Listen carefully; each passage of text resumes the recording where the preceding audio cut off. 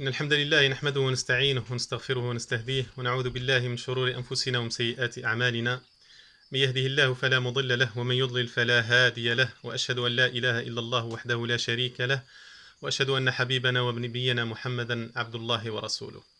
اللهم إنا نسألك يا رب العالمين في هذا الشهر الكريم أن تغفر ذنوبنا وأن تقبل صلاتنا وصيامنا وقيامنا. اللهم اعتقنا من النيران إنك أنت القوي الغفار. Chers frères et sœurs, comme vous le savez, la mosquée dans la vie du croyant est essentielle, très importante. C'est capital. Et puis, c'est la première année où on va passer notre mois de jeûne sans mosquée. C'est très difficile, mais il ne faut surtout pas culpabiliser. Tout simplement parce qu'on n'a pas le choix, premièrement. Et puis, deuxièmement, notre religion est une religion de facilité. لا يكلف الله نفسا إلا وسعها, nous dit Allah tabaraka wa ta'ala.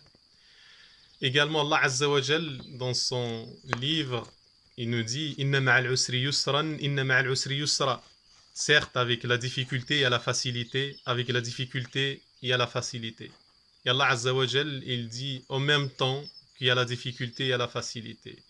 C'est à nous, en tant que croyants, de trouver, de chercher cette facilité dans la difficulté, de trouver la miséricorde d'Allah tabaraka wa ta'ala dans l'épreuve. Et puis Allah Azza wa Jal est Jawadun Karim, très très miséricordieux.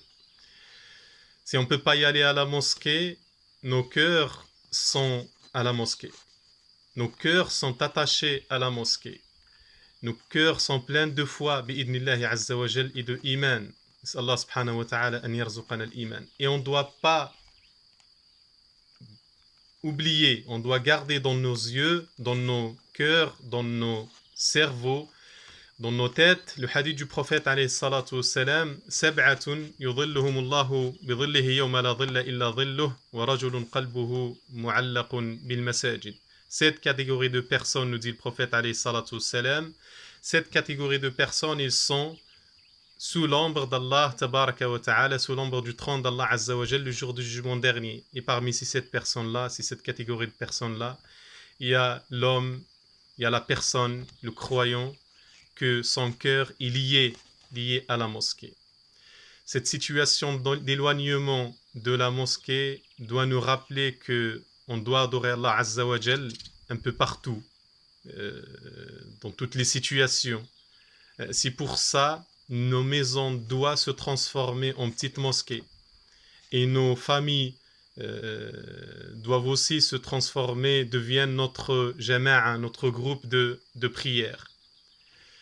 Chers frères et sœurs, c'est dans le cadre de ce que je viens de dire, de garder le lien avec notre mosquée, que des petites interventions de quelques minutes à chaque fois seront partagées avec vous, par moi-même et par certains frères, afin d'espérer, Inch'Allah Ta'ala, qu'on se retrouvera dans la mosquée.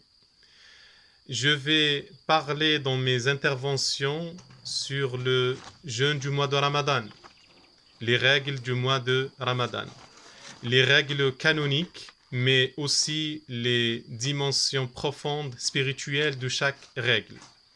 Bien évidemment, les premières règles dont je vais évoquer, c'est les piliers de Siyam, qui sont l'intention et l'abstention, et la définition de tout cela avec l'approche spirituelle dans ce qu'on entreprend dans ce mois glorieux. Allah subhanahu wa ta'ala an yahfadana wa an yataqabbala minna. Allahumma ighfir dhunubana ya rabbal alamin. صحفتكم أجمعين والسلام عليكم ورحمة الله وبركاته.